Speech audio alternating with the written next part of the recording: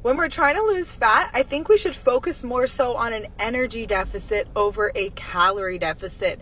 And I'm going to explain what I think the difference is. When it comes to a calorie deficit, you are solely focusing on your calories and you're not really focusing on the quality or macronutrients. And if you are focusing on the macronutrients, quality also matters too. So that's something to bring in.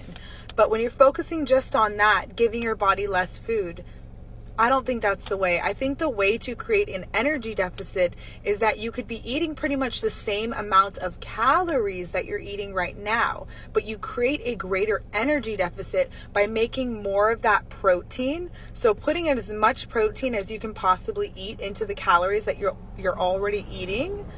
Just switch that out for protein right there.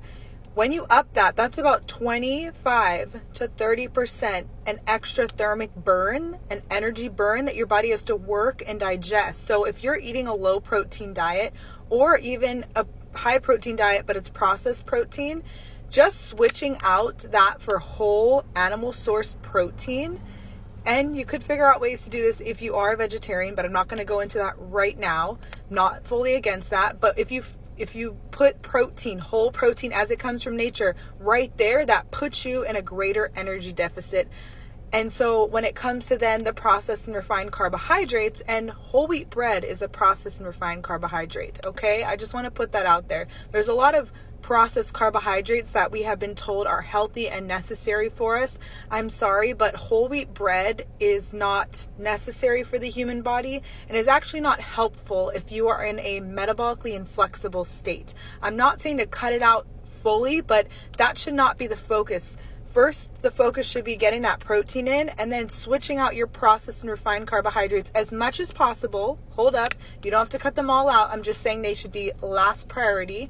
Shouldn't be fitting in packs of Oreos and this and that into your calories as the first thing because you want those things. So protein, switching your highly processed and refined carbohydrates for whole carbohydrates that come from nature, fruits and vegetables, literally as they come in nature.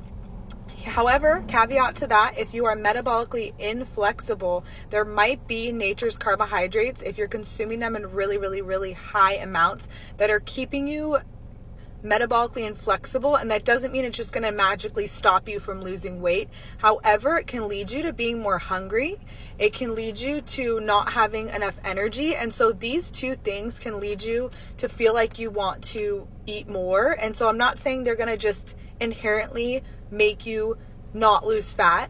It doesn't work like that, but they're going to create responses in your body that you're gonna have to white knuckle through that possibly and be like, oh no, I can't eat anymore because I need to stay in this calorie deficit.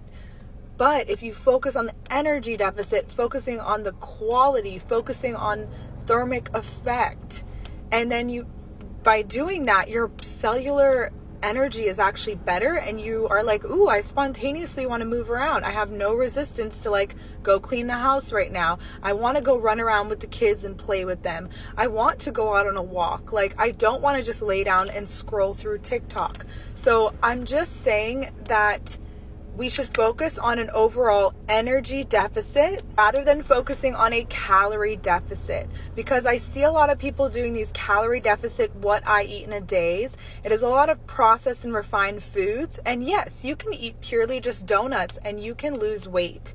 However, just because you're losing weight does not mean you are losing fat. And fat is so important to be losing instead of muscle, because muscle is so metabolically active. It is literally part of our metabolism. The more muscle you have, the more room you have to store your carbohydrates as glycogen. You burn more energy because your body needs to upkeep that muscle, and it literally burns more energy. So it's beautiful. So that's what I would personally focus on. That's what I've accidentally focused on when trying to regain my health. And food goes so much further than a way to modulate our weight. Let me say that again.